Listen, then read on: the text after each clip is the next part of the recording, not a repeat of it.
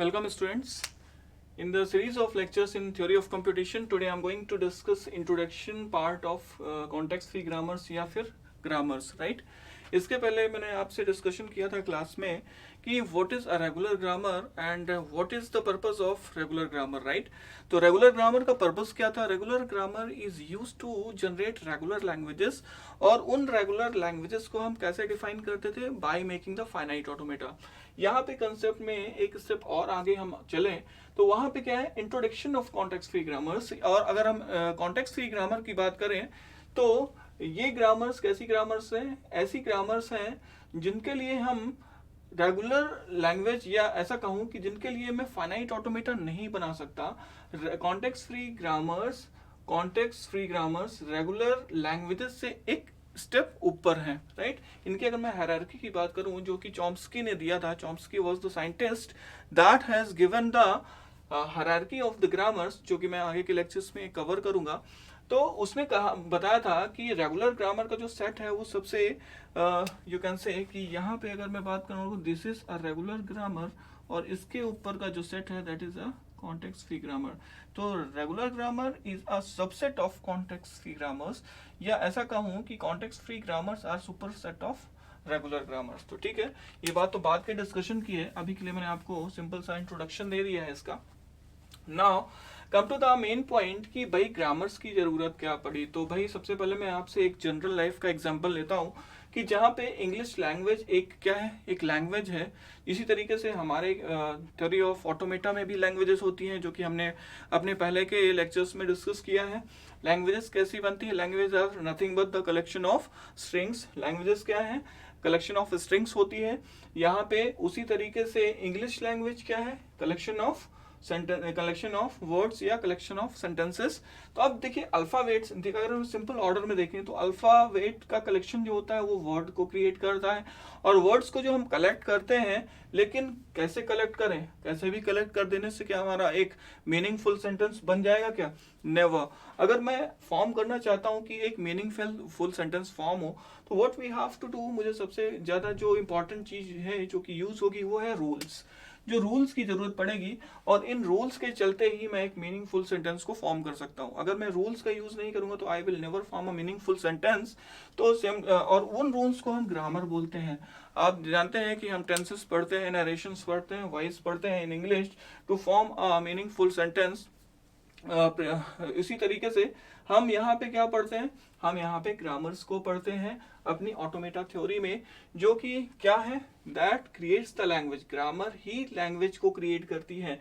जैसे English language में words को जब हम ग्रामेटिकल फॉर्म में यूज करते हैं तो सेंटेंस को फॉर्म करते हैं, उसी तरीके से हम ग्रामर्स का उपयोग करते हैं लैंग्वेजेस को जनरेट करने में। सिंपल से अगर आप इससे कंपेयर कर पाए तो आपको डेफिनेटली रियल लाइफ से समझ में आ जाएगा कि कैसे इंग्लिश लैंग्वेज काम कर रही है।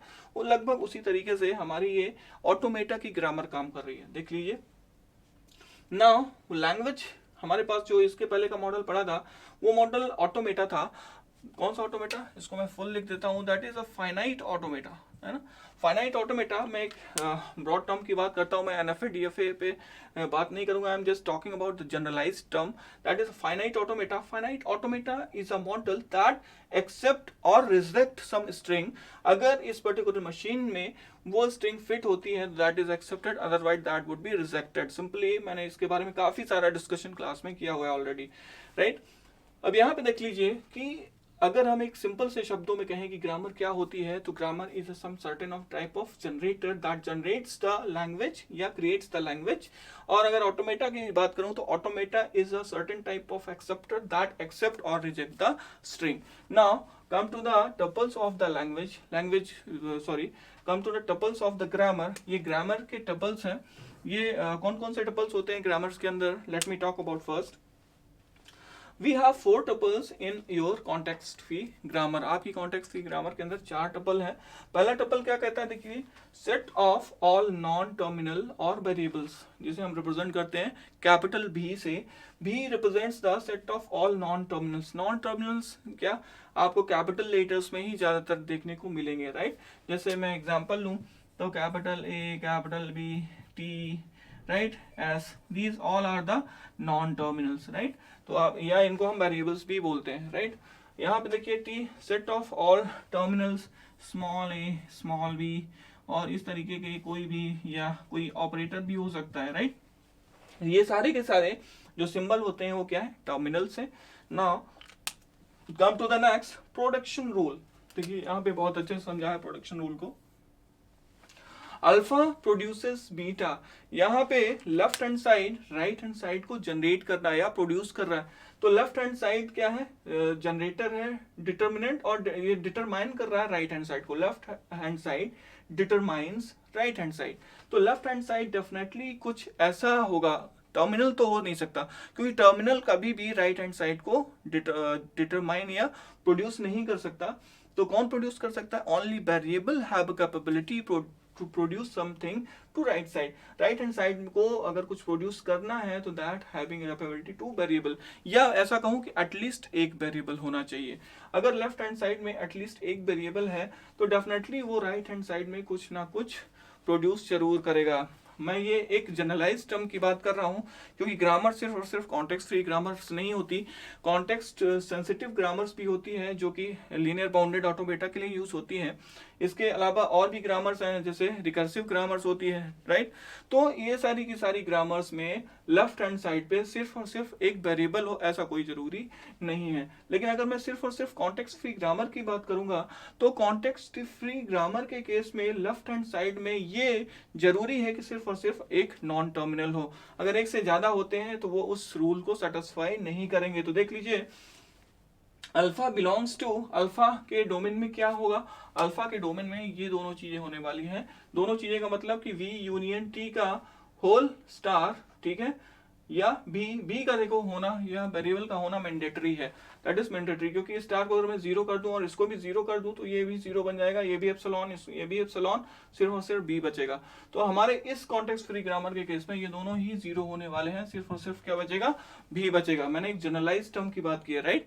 अब यहाँ पे देखिए बीटा के केस में क्या होगा, बीटा के केस में डेफिनेटली भी यूनियन टी का होल स्टार होने वाला है, जहां पे वेरिएबल और टर्मिनल का क्या है, यूनियन करेंगे तब हमें क्या मिलने वाला है, हमारा डेफिनेटली बीटा मिलेगा। That is a combination of terminals and non terminals, right.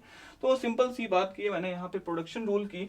और आखिरी सिंबल जो है that is a starting symbol. Starting symbol क्या है, starting symbol as a symbol that starts your grammar, आपकी ग्रामर को स्टार्ट करने के काम आता है, that is a starting symbol. जरूरी नहीं कि हम इसे एस से ही डिनोट करें, लेकिन आपके जो ट्रेडिशनल बुक्स हैं, चाहे कोई भी बुक हो आपकी टीओसी की, उसके में एस ही यूज किया ज्यादातर।